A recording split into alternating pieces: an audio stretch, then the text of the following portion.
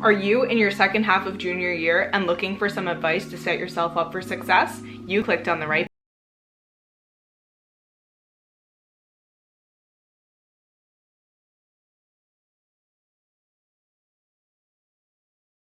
What's up guys, it's Alexia. Welcome back to my channel. If you're new here, make sure to hit that subscribe button and hit the bell to be notified every time I upload a new video. My content is mainly for high schoolers. It includes tips about fitness, nutrition, self-care, and also academics. Basically everything you need to live your best life in high school. So if that sounds like something you're interested in, make sure you hit that subscribe button. In this video, I just want to cover some advice that I would give to a younger sibling who's in junior year.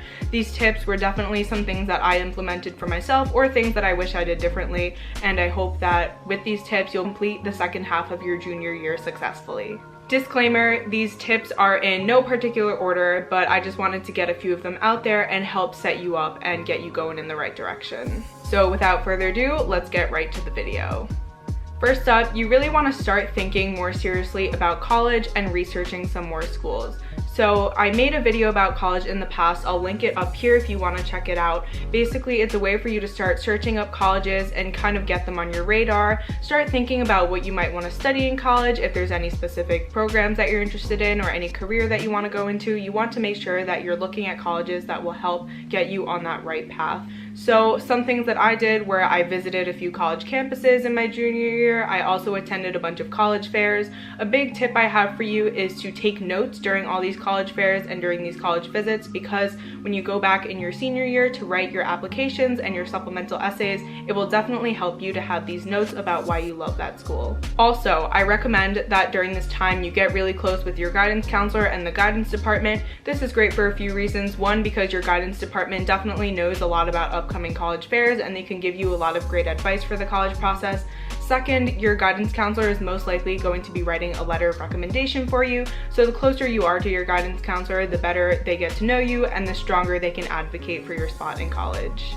Next up is to start developing close relationships with your teachers. So this is especially important this year with school being in a hybrid format, and I know some students may be home and be full virtual, but most likely your junior year teachers are the people that are going to be writing letters of recommendation for you for college. So try your best to either attend their office hours or extra help and get to know them, or if you're in the school building, spend some extra time getting to know them. Just a little bit can go a long way, and these people will really be great in advocating for your spot at a top university or whatever college you want to attend.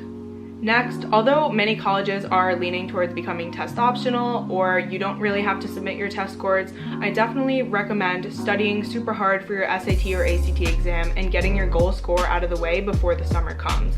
The last thing you want to do is have to study over the summer and be taking the tests, or worse yet, taking the test during your senior year. Although it is possible and many people do it and I commend them for that, definitely for your own sanity and own mental health, you want to get these tests out of the way as soon as possible. And even though schools are test optional, it's definitely a big boost for your application to have a great test score to submit along with it. So if testing is something that you're good at and it's something that you know you want to submit with your application, make sure that you're studying super hard for these exams and you get them out of the way. Make sure that you start being super active in your clubs to help secure leadership roles for your senior year, because one, this will look great on your college application, but second, it's also really great to be involved heavily in the clubs and it will help you find things that you're really passionate about. Especially if you plan on continuing those clubs in college, it will look really great if you get that hands-on experience in high school. When it comes time to plan your schedule for senior year, plan wisely. My suggestion is finding a good balance between difficult classes and also classes that you'll find fun. Keep in mind that in the first half of your senior year, you're going to want to be in those classes that will look great on your transcript, things that show that you're challenging yourself. But once you do get into college, you have to think about the fact that you're going to have senioritis, and if your schedule is completely ridiculous and super difficult, you're going to get academic burnout. Something that I did, because I'm not too fond of reading, I decided to take creative writing instead of AP Lit, and I think that was a great choice for me because creative writing, it's a lot of fun and it's a great class and I'm enjoying it a lot. One of the biggest things in my junior year was taking and finishing driver's ed. This is super critical because the faster you get your driver's license and that you can drive or have a car, the more freedom you'll have and you'll be able to have more fun. Especially over the summer going into your senior year, if you have your license and a car, it will make things 10 times easier and you can have much more fun and make many more memories with your friends.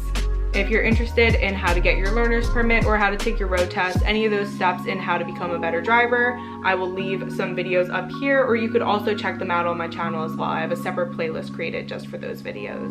Last, it's important to start thinking about what you want to do over the summer.